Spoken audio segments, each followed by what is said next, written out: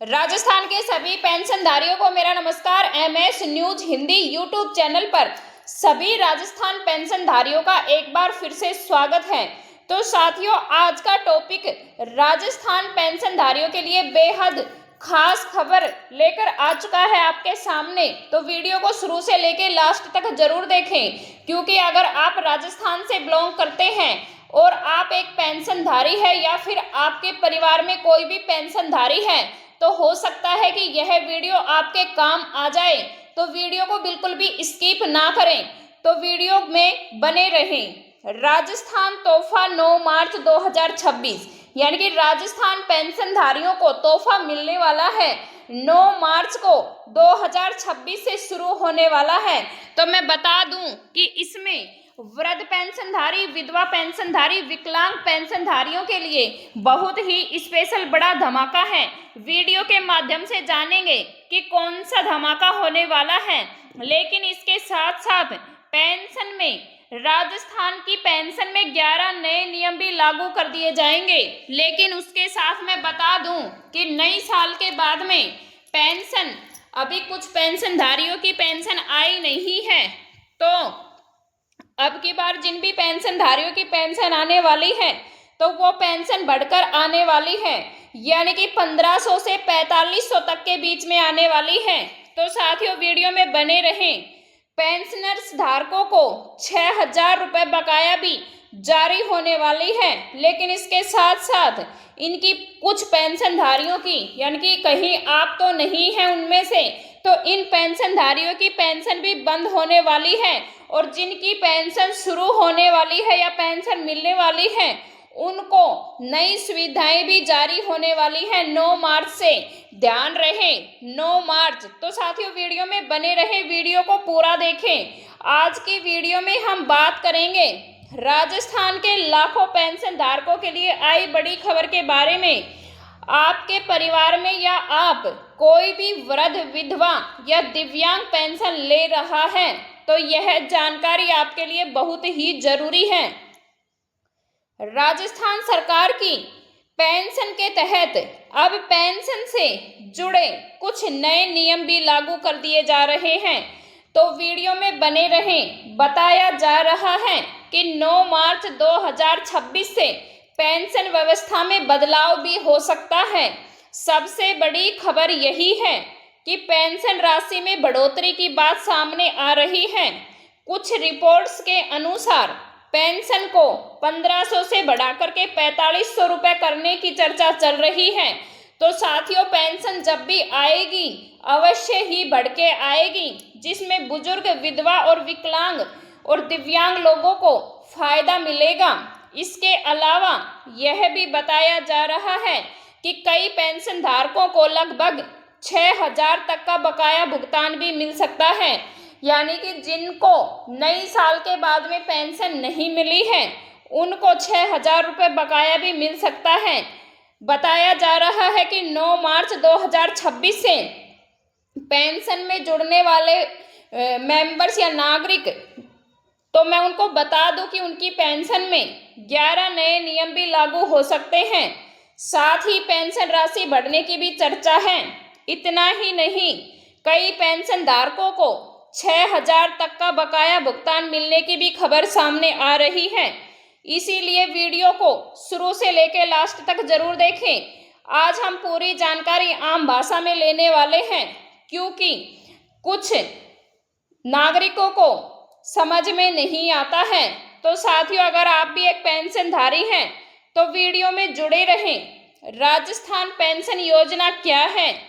राजस्थान में सरकार के द्वारा कई प्रकार की पेंशन योजनाएं चलाई जाती हैं, जो मुख्य रूप से इसी प्रकार हैं, जिससे गरीब नागरिकों को सहारा दिया जाता है। इनमें से कुछ प्रमुख योजनाएं हैं, जैसे वृद्ध पेंशन योजना, विधवा पेंशन योजना, दिव्यांग पेंशन योजना। लेकिन अब हम बात करते हैं मेन टॉपिक पे। पेंशन बढ़ने की खबर क्या है? तो मीडिया रिपोर्ट्स और सोशल मीडिया पर चल रही खबरों के अनुसार पेंशन राशि में बढ़ोतरी की चर्चा भी काफी हो रही है। बताया जा रहा है कि पेंशन को 1500 से बढ़ाकर 4500 तक करने का प्रस्ताव भी चर्चा में है। अगर ऐसा होता है तो इससे लाखों लोगों को राजस्थान में काफी फायदा होने वाला है। हालांकि साथियों, अभी तक इस पर कोई सरकार की आधिकारिक घोषणा का वेब नहीं आया है, इसलिए इंतजार किया जा रहा है।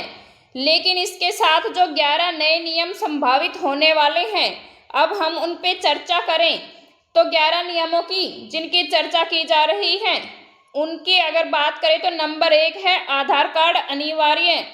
पेंशन पाने वालों के लिए आधार कार्ड बहुत ही जरूरी है। पेंशनधारियों के पास में आधार कार्ड होना जरूरी है।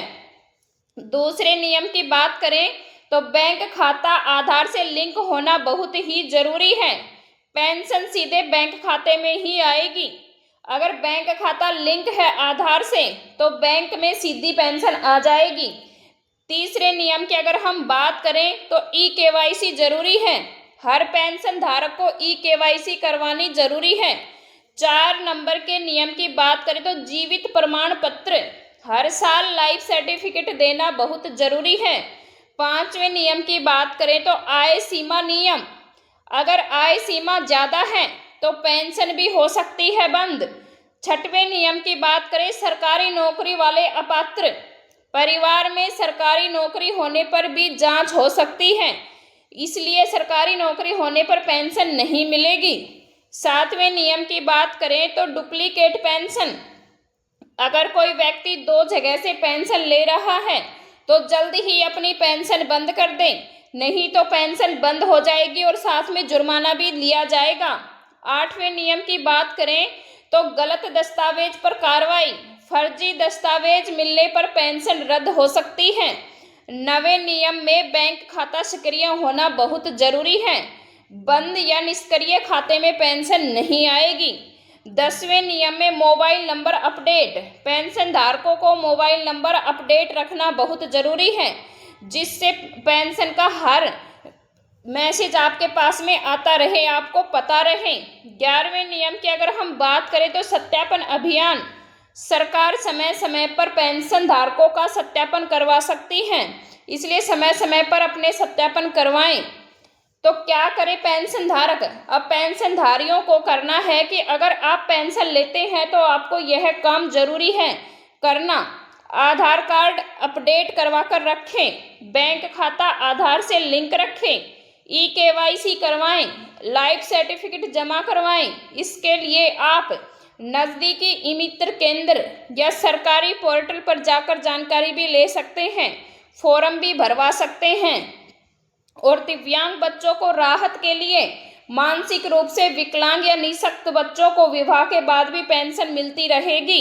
सामाजिक सुरक्षा पेंशन में बढ़ोतरी, वृद्धावस्था, विधवा, दिव्यांग, लघु किसानों को मिलने वाली छोटी पेंशन न्यूनतम 1250 से बढ़ाकर 1300 प्रति माह कर दिया गया है। पेंशन सीमा में बदलाव है। बजट 2026 के अनुसार इसे बढ़ाकर 1500 करने की घोषणा की गई है और यह आगे 4500 तक भी हो सकती है। लेकिन पात्रता की अगर हम बात करें तो आवेदक को राजस्थान का मूल निवासी होना बहुत जरूरी है और उसके परिवार की वार्षिक जो कमाई है वो 48,000 रुपये से अधिक नहीं होनी चाहिए। अगर साथियों आय अधिक होती है तो आप पेंशन नहीं पा सकते, इसीलिए आज के लिए इतना काफ़ी है। जल्दी से जाएं और अपना सत्यापन करवाएं और फॉर्म अप्लाई करें और पेंशन का लाभ उठाएं।